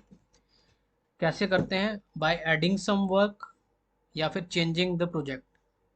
ठीक है दोस्तों, तो उससे जो है अपॉर्चुनिटी आने के चांसेस बढ़ जाते हैं। ठीक है दोस्तों, हम चाहते हैं कि ये इवेंट हो, 100% हो, क्योंकि इसी से अपॉर्चुनिटी आएगी। तो we try are best to ensure the opportunity happens और वो रियलाइज भी हो। सो एक्सप्लॉइट का एग्जांपल ये हो गया कि जैसे आपने आपके प्रोजेक्ट पे कोई बंदा काम कर रहा है तो आपने बोला कि अगर आप ये एक महीने में कर दोगे तो आपको इतना बोनस अमाउंट देंगे। ठीक है दोस्तों, तो आपने जो है एक अपॉर्चुनिटी जनरेट की एक्चुअल में, जिससे आपका प्रोजेक्ट जो है वो जल्दी पूरा हो सकता है। ठीक है दोस्तों, तो ये आप इसके लिए यूज़ कर सकते हैं। फास्ट ट्रैकिंग या क्रैशिंग दोनों टेक्निक्स हैं, वो दोनों यूज़ कर सकते हैं। मीन्स दो कामों को पैरेलली चालू कर सकते हैं। ठीक है, दो एक्टिविटीज़ को पैरेलली प्लान कर सकते हैं, या फिर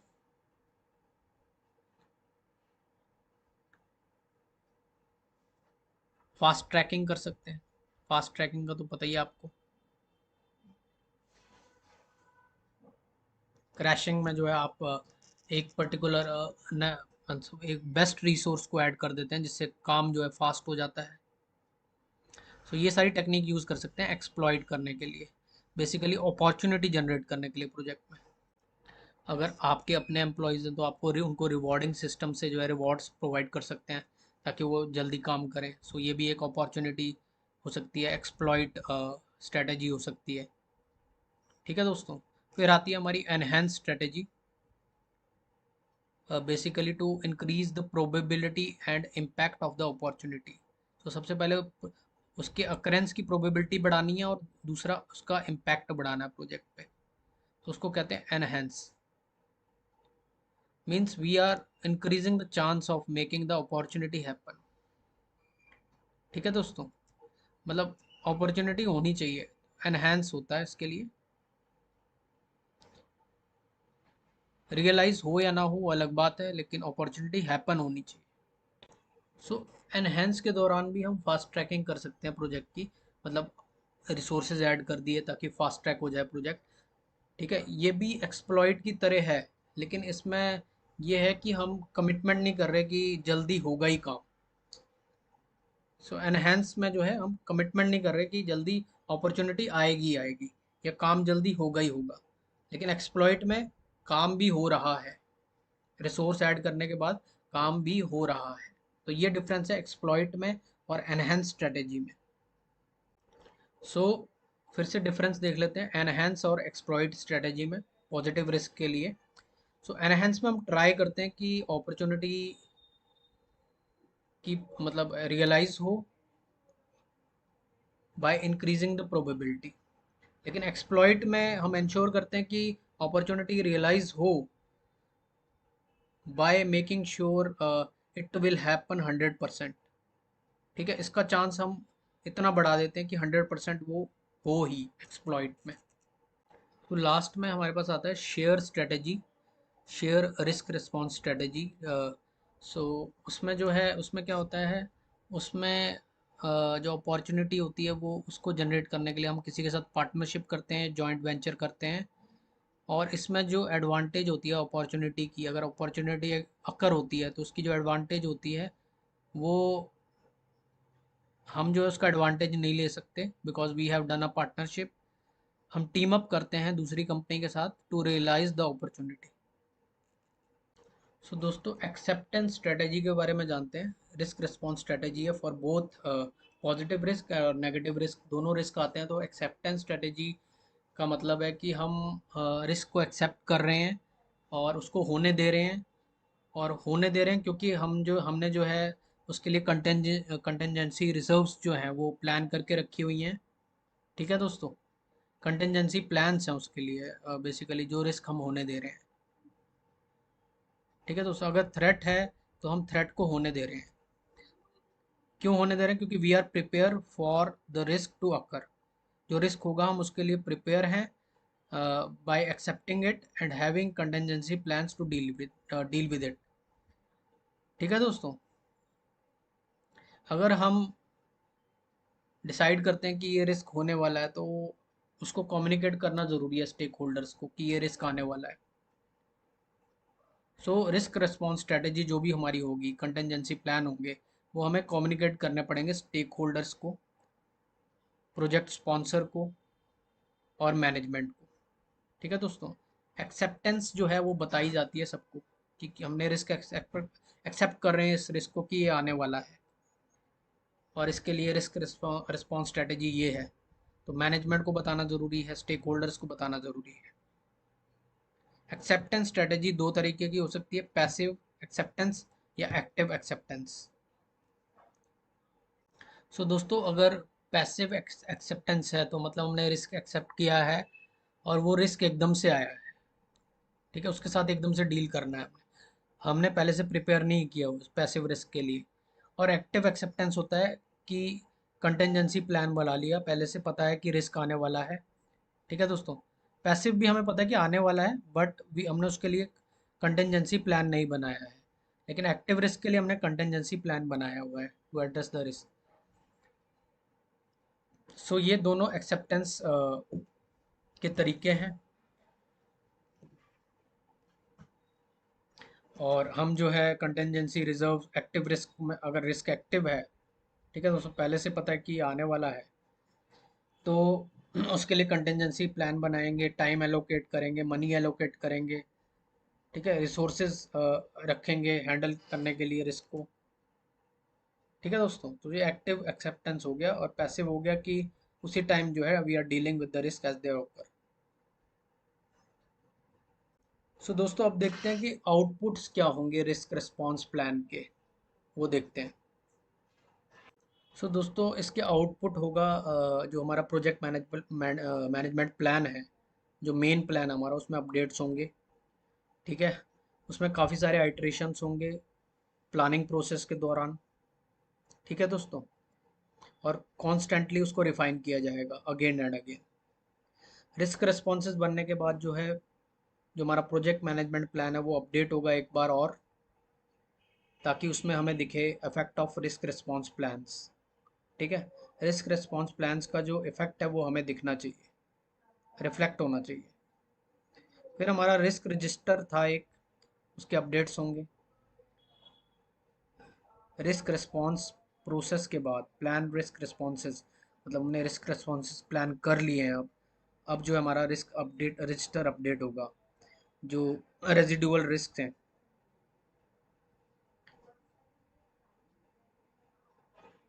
उससे अपडेट करेंगे हम, ठीक है दोस्तों। क्या अपडेट करेंगे रिस्क रजिस्टर में?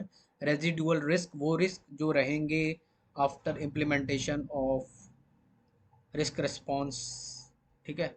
तो रेजिडुअल रिस्क को डालेंगे उसमें, फिर कंटेंजेंसी प्लान्स को डालेंगे। रेजिडुअल रिस्क को हैंडल करने के लिए क्या यूज़ होंगे? Contingency plans. तो इन प्लान्स के डिटेल्स जो है रिस्क रजिस्टर में डालेंगे।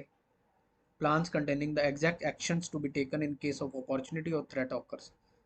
There purpose is to tackle identified risk. जो आइडेंटिफाइड रिस्क हैं उसको टैकल करने के लिए हमने कंटेंजेंसी प्लान बनाए थे, ठीक है दोस्तों। सो दोस्तों, अगर कंटेंजेंसी प्लान हमारा वर्क नहीं करता तो फॉल बैक प्लान यूज़ करना पड़ेगा, ठीक है दोस्तों। फॉल बैक प्लान या बैकअप प्लान भी बोलते हैं इसको, backup plan of contingency plans. तो फॉल बैक प्लान्स भी हमारे अपडेट होंगे, ठीक है दोस्तों। फिर हमारे रिस्क ओनर्स जो हैं वो भी अपडेट होंगे। सो दोस्तों, अगला जो अपडेट होता है वो होता है रिस्क ओनर्स का अपडेट। सो रिस्क ओनर हमें पता है कोई भी स्टेक होल्डर हो सकता है जो हमने असाइन किया हुआ है रिस्क रिस्पॉन्स इम्प्लीमेंट करने के लिए, और उसको किसी मीटिंग की ज़रूरत नहीं होती है। उसको जो है प्री अप्रूव्ड एक्शन जो है असाइन होता है पहले से ही। जैसे ही रिस्क होगा उसको प्री अप्रूव्ड एक्शन लेना है, जो कि हमने पहले से डिटरमाइन किया हुआ है प्रोजेक्ट प्लानिंग के दौरान with the project manager. So project manager के साथ प्रोजेक्ट प्लानिंग में हमने pre approved action already assign किया हुआ है रिस्क ओनर्स को। प्रोजेक्ट टीम जो है वो ज़रूरी नहीं है कि वो रिस्पॉन्सिबल हो कोई एक्शन लेने के लिए ऑन ऑल द रिस्क, ठीक है दोस्तों। ना प्रोजेक्ट मैनेजर ना प्रोजेक्ट टीम जो है उनका ज़रूरी नहीं होता कि वो कोई रिस्क के ऊपर एक्शन ले। So stakeholder can take the risk और risk owner can take the risk. इसके लिए कोई मीटिंग की ज़रूरत नहीं होती है। रिस्क ओनर जो है वो डायरेक्टली एक्शन ले सकता है to respond to the risk. So दोस्तों, रिस्क ट्रिगर्स भी अपडेट किए जाते हैं रिस्क रजिस्टर में। रिस्क ट्रिगर्स जो है वो इवेंट्स होते हैं जो कि कंटेंजेंसी रिस्पॉन्सेज को ट्रिगर करते हैं। सो दोस्तों, ट्रिगर्स जो होते हैं, तो दोस्तों ट्रिगर्स जो होते हैं वो बेसिकली अलर्ट्स होते हैं जो हमें बता देते हैं कि ये रिस्क जो है ये आने वाला है, और इसके लिए जो है हमने जो प्री प्लान्ड एक्शन बनाया था वो अब एग्जीक्यूट करने का टाइम आ गया है। तो इनको भी, रिस्क ट्रिगर्स को भी, इन इवेंट्स को भी अपडेट किया जाता है रिस्क रजिस्टर में। फिर हमारे सेकेंडरी रिस्क होते हैं जो आप जानते हैं कि इम्प्लीमेंट होते हैं जब हम जैसे अपने रिस्क को ट्रांसफ़र करते हैं किसी और ऑर्गेनाइजेशन को। ठीक है दोस्तों, तो उससे जो है सेकेंडरी रिस्क होने के चांसेस बढ़ जाते हैं। मतलब रिस्क रिस्पॉन्स हमने बनाया, उसका रिजल्ट में सेकेंडरी रिस्क रिस्पॉन्स हमें मिलता है, तो उनको भी अपडेट करना पड़ता है। जैसे कि हमने किसी को आउटसोर्स कर दिया अपना प्रोजेक्ट दूसरी कंपनी को, और वो टाइम से काम नहीं करते हैं, डिले कर देते हैं, तो वो सेकेंडरी रिस्क हो सकता है। और सेकेंडरी रिस्क को भी अपडेट करना पड़ता है अपने रिस्क रजिस्टर में। फिर कॉन्ट्रैक्ट्स होते हैं, हम नोट डाउन करते हैं कि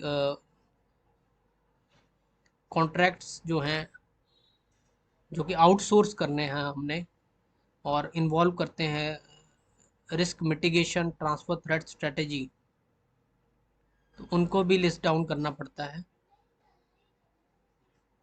तो ऐसे कॉन्ट्रैक्ट्स जो कि आउटसोर्स करने हैं हमें, और जिनमें जो है रिस्क मिटिगेशन इन्वॉल्व है, और ट्रांसफ़र थ्रेट स्ट्रेटजी इन्वॉल्व है, मिटिगेशन स्ट्रेटजी इन्वॉल्व है, और ट्रांसफ़र थ्रेट स्ट्रेटजी इन्वॉल्व है, उन कॉन्ट्रैक्ट्स को भी जो है लिस्ट डाउन किया जाता है। तो दोस्तों अभी तक हमने देखा कि रिस्क रिस्पॉन्स प्लान्स हमने बनाए, और उसके बाद जो है उसका आउटपुट था रिस्क रजिस्टर में हमने अपडेट्स किए। अब फाइनली जो है हम प्लान्स बनाने के बाद जो है जो रिस्क रिस्पॉन्सेज थे हमारे उनको इम्प्लीमेंट करेंगे। सो उसके लिए एक प्रोसेस होता है, इम्प्लीमेंट रिस्क रिस्पॉन्सेज प्रोसेस। सो जो हमने रिस्क रिस्पॉन्सेज प्लान किए थे वो अब एक्चुअली इम्प्लीमेंट करने का टाइम है। सो इस प्रोसेस में किए जाते हैं वो एक्चुअली इम्प्लीमेंट। सो जो रिस्क ओनर हैं उनको रिस्पॉन्सिबिलिटी अपनी समझनी चाहिए और प्रोएक्टिव होना चाहिए, ताकि वो रिस्क रिस्पॉन्सेस को इम्प्लीमेंट कर सकें, जो हमारा थ्रेट है या अपॉर्चुनिटी है उसको एड्रेस कर सकें। सो दोस्तों यूजुअली क्या होता है कि रिस्क रिस्पॉन्स प्लान तो बना लिए, लेकिन उनको एग्जीक्यूट नहीं किया जाता ठीक से। तो ये प्रोसेस जो है इम्प्लीमेंटिंग रिस्क रिस्पॉन्सिव प्रोसेस, ये इंश्योर करता है कि रिस्पॉन्सेज जो है ठीक से इम्प्लीमेंट हो। सो दोस्तों कैसे इम्प्लीमेंट करते हैं, कैसे एग्जीक्यूट करते हैं रिस्पॉन्स को, आइए देखते हैं। रिस्क आइडेंटिफाई किया, फिर देखें उनके रिस्पॉन्सेज क्या प्लान किए थे हमने। ठीक है दोस्तों, हमने रिस्क आइडेंटिफाई करे कि कौन से रिस्क ऑकर होने वाले हैं, और उनके रिस्पॉन्सेज प्लान किए उनको एड्रेस करने के लिए। ठीक है दोस्तों, फिर जो रिस्क ऑनर्स थे वो डेजिग्नेट करे थे। ठीक है, these are the people who are responsible for implementing the risk response. जो रिस्क रिस्पॉन्स प्लान है उसको इम्प्लीमेंट कौन करेगा, रिस्क ओनर करेंगे।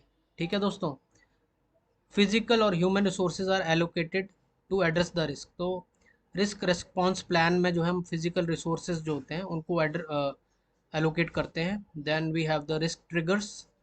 Risk triggers provides a sign और cue that a risk is very likely to occur. ठीक है दोस्तों, मतलब रिस्क ट्रिगर ट्रिगर हमें बताता है कि रिस्क जो है वो अकर होने वाला है very likely, and so you should get ready to address it. ठीक है दोस्तों, जैसे ही रिस्क ट्रिगर मटेरियलाइज होता है, क्या मटेरियलाइज होता है, रिस्क ट्रिगर, तो उस पॉइंट पे रिस्क ऑनर जो है रेडी हो जाता है और इम्प्लीमेंट करता है रिस्क रिस्पॉन्स को। ठीक है दोस्तों, ये जो रिस्क रिस्पॉन्स है ये ऑलरेडी हमने प्लान कर रखा है एडवांस में। तो दोस्तों रिस्क रिस्पॉन्स जो है वो, उससे जो है रिस्क जो है हमारा, थ्रेट जो है हमारा वो अवॉइड हो जाता है, उससे हम बच जाते हैं। और अगर वो अपॉर्चुनिटी है तो हम जो उसका बेनिफिट प्राप्त कर लेते हैं, एडवांटेज प्राप्त कर लेते हैं। सो ये प्रोसेस होता है पूरा इम्प्लीमेंटिंग रिस्क रिस्पॉन्स। सो दोस्तों अब ज़रा देखते हैं कि मॉनिटरिंग कैसे होती है रिस्क की। मॉनिटर रिस्क प्रोसेस में अभी तक जो है प्रोजेक्ट मैनेजर जो है उसने ऑलरेडी रिस्क ओनर से असाइन कर दिए हैं, फिर कंटेंजेंसी प्लान्स बना लिए हैं, और इसमें जो है कई तरह के एक्शन लेने पड़ते हैं प्रोजेक्ट मैनेजर को। उसको इंश्योर करना पड़ता है कि जो रिस्क रिस्पॉन्स प्लान्स हैं वो इम्प्लीमेंट हुए हैं कि नहीं हुए हैं। ठीक है दोस्तों, जो रिस्क ओनर्स हैं उन्होंने रिस्क रिस्पॉन्स प्लान्स जो हैं वो एग्जीक्यूट किए हैं कि नहीं किए, वो प्रोजेक्ट मैनेजर को इंश्योर करना पड़ता है। फिर उसको नए रिस्क आइडेंटिफाई करने पड़ते हैं, और फिर आइडेंटिफाइड रिस्क जो है उनको ट्रैक करना पड़ता है। जो नए आइडेंटिफाइड रिस्क है उनके लिए जो है रिस्पॉन्सेज भी बनाने पड़ेंगे। ठीक है दोस्तों, और जो वॉच लिस्ट में हमारे रिस्क हैं, ठीक है, जो नॉन क्रिटिकल रिस्क थे उनका स्टेटस चेक करना पड़ेगा कि अगर उनके लिए हमें एडिशनल रिस्क रिस्पॉन्सेज बनाने हैं कि नहीं बनाने, तो वो चेक करते हैं। ठीक है दोस्तों, फिर एवेल्युएट करना पड़ता है कि जो करंट रिस्क मैनेजमेंट अप्रोच है वो फॉलो हो रही है नहीं, की हो रही है कि नहीं हो रही, और अभी जो प्रोजेक्ट की स्टेट है उसमें वो चलेगी कि नहीं चलेगी। जो अप्रोच है रिस्क मैनेजमेंट की, वो अभी की स्टेट में प्रोजेक्ट की चल रही, मीन्स इट इज़ वैलिड और नॉट, ये भी चेक करना पड़ता है। फिर देखने पड़ते हैं कि कौन कौन से रिस्क ट्रिगर आए हैं अभी, उनकी लिस्ट चेक करनी पड़ती है। फिर रिस्क का जो स्टेटस है वो स्टेक होल्डर्स को बताना पड़ता है। ठीक है, अगर क्रिटिकल रिस्क है तो उसका स्टेटस जो है प्रोजेक्ट मैनेजर स्टेक होल्डर्स को बताता है कि इस पर्टिकुलर रिस्क की ये स्टेटस है। ठीक है, कंटिजेंसी रिजर्व जो बनाई थी उनको यूज़ करते हैं, और अगर हमारा प्रोजेक्ट जो है डेविएट हो जाता है बेस लाइन से, तो फिर नए रिस्क जो है उसको फाइंड आउट करते हैं, है ना, वेरिएंसेस चेक करते हैं, ट्रेंड एनालिसिस देखते हैं। ठीक है दोस्तों, ट्रेंड एनालिसिस हो गया कि हमारा प्रोजेक्ट जो है वो पॉजिटिव पॉजिटिव डायरेक्शन में जा रहा है या नेगेटिव डायरेक्शन में जा रहा है। प्रोजेक्ट मैनेजर को क्या नहीं करना है, क्या नहीं करता है ड्यूरिंग मॉनिटर रिस्क प्रोसेस, उसको ये नहीं डिटरमाइन करना कि भाई कौन बंदा क्या करेगा, बिकॉज ये सारा कुछ हमने पहले प्लान कर चुके हैं प्रोजेक्ट प्लानिंग में। ठीक है, और प्रॉब्लम से वो प्रोजेक्ट मैनेजर डील नहीं करेगा, क्योंकि हर प्रॉब्लम से डील करने के लिए पहले प्लान बनाया जा चुका है। ठीक है, हमारे पास रिजर्व्स हैं, रिस्पॉन्सेज हैं, वो इम्प्लीमेंट करने होते हैं जब भी कोई प्रॉब्लम आती है तो। दोस्तों, रिस्क का जो भी रिस्क होते हैं उसका री असेसमेंट किया जाता है। री असेसमेंट का मतलब होता है उनको रिव्यू किया जाता है ड्यूरिंग टीम मीटिंग्स। रिव्यू करने के बाद जो है हम रिस्क मैनेजमेंट प्लान जो है उसको अपडेट करते हैं, फिर रिस्क रजिस्टर जो है उसको भी अपडेट करते हैं, क्योंकि हमारे पास नए न्यू आइडेंटिफाइड रिस्क आ जाते हैं। दोस्तों, रीअसेसमेंट्स करने के बाद जो है रिस्क की रीअसेसमेंट करने के बाद हमें नए रिस्क पता चलते हैं, फिर क्वालिटेटिव और क्वांटिटेटिव एनालिसिस करना पड़ता है उनका, और फिर जो है रिस्क रिस्पांस प्लानिंग करनी पड़ती है। तो ये भी जो है कंट्रोल रिस्क प्रोसेस का एक टूल्स और टेक्निक्स हैं। जो हमारे रिस्क रिस्पॉन्सेज हैं उनकी इफ़ेक्टिवनेस को मेज़र करने के लिए जो है कि वो इफ़ेक्टिव हैं कि नहीं, ये देखने के लिए जो है रिस्क ऑडिट्स किए जाते हैं, रिस्क ऑडिट्स कंडक्ट किए जाते हैं। ठीक है दोस्तों, रिस्क ऑडिट्स जो होते हैं वो जो हमारा रिस्क मैनेजमेंट प्रोसेस है उसकी इफ़ेक्टिवनेस को भी इवेलुएट करने के लिए यूज़ होता है।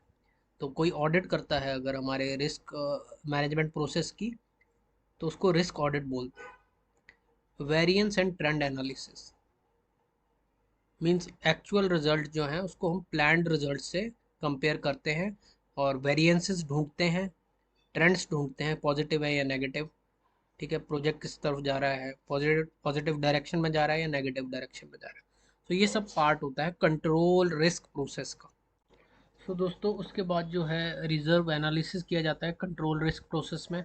अपने रिज़र्व चेक किए जाते हैं कि कितने कंटेंजेंसी रिजर्व्स जो है वो बचे हुए हैं against the amount of risk that remains on the project. मतलब कितना रिस्क बचा हुआ है उसके अगेंस्ट हमारे पास कितने कंटेंजेंसी रिजर्व्स बचे हुए हैं।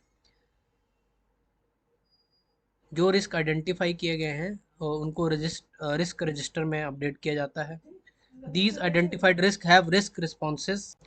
दोस्तों, रिस्क जो है वो रिस्क रजिस्टर में अपडेट करते हैं, और उनके रिस्पॉन्सेज भी प्रिपेयर किए जाते हैं टू हैंडल देम। इनकी फंडिंग होती है कंटेंजेंसी रिजर्व से। कंटेंजेंसी रिजर्व्स जो है हमारी, वो स्पेसिफिक और आइडेंटिफाइड रिस्क जो होते हैं उनके लिए यूज़ होती हैं, और इंडिविजुअल बजट एलोकेट किया जाता है उनके लिए फॉर ईच रिस्क। ठीक है दोस्तों। फिर हमारी मैनेजमेंट रिजर्व्स हो जाती हैं। मैनेजमेंट रिजर्व्स जो अमाउंट ऑफ मनी है और टाइम है that is allocated for problems that were not foreseen और identified earlier during risk identification. So जो प्रॉब्लम्स जो है जिनको प्लान नहीं किया गया और जिनको आइडेंटिफाई नहीं किया गया, उनके लिए मैनेजमेंट रिजर्व्स यूज़ होती हैं। सो ये जो कंटेंजेंसी रिजर्व्स हैं, ये इनमें जो है specific amount of budget allocate होता है इनके लिए, और ये ओवरऑल बजट जो होता है प्रोजेक्ट का उसमें इंक्लूड होती है।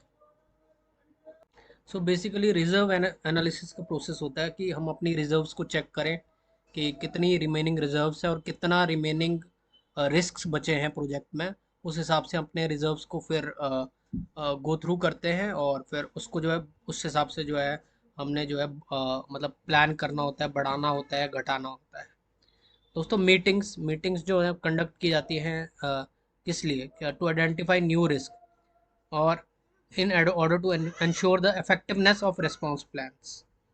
सो हमारे रिस्क रिस्पांस प्लान की इफेक्टिवनेस क्या है वो भी मीटिंग्स में जो है आइडेंटिफाई किया जाता है।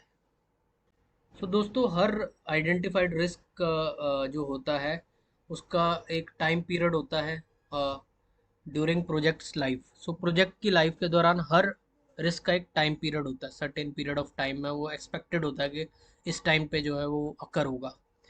जब वो टाइम निकल जाता है, पास अवे हो जाता है, उसके बाद जो है वो रिस्क जो है वो रेलेवेंट नहीं रह जाता है, और उससे जुड़े जो रिजर्व्स हैं वो हम जो है एलोकेट कर देते हैं कंपनी को वापस। ठीक है दोस्तों। So risk control risk process से जो है, सॉरी, क्लोजिंग ऑफ रिस्क के बाद जो हमारे आउटपुट बचते हैं वो क्या है। आउटपुट होते हैं कंट्रोल रिस्क के, जो है वर्क परफॉर्मेंस इंफॉर्मेशन मिलती है हमें, वर्क की परफॉर्मेंस से रिलेटेड इंफॉर्मेशन रिस्क रजिस्टर में दोबारा से अपडेट करने पड़ते हैं, चेंज रिक्वेस्ट्स आती हैं, और रिकमेंडेड प्रिवेंटिव और करेक्टिव एक्शंस आते हैं। ठीक है। प्रोजेक्ट मैनेजमेंट प्लान में अपडेट होते हैं, ऑर्गेनाइजेशनल प्रोसेस एसेट्स जो है उनमें अपडेट होते हैं।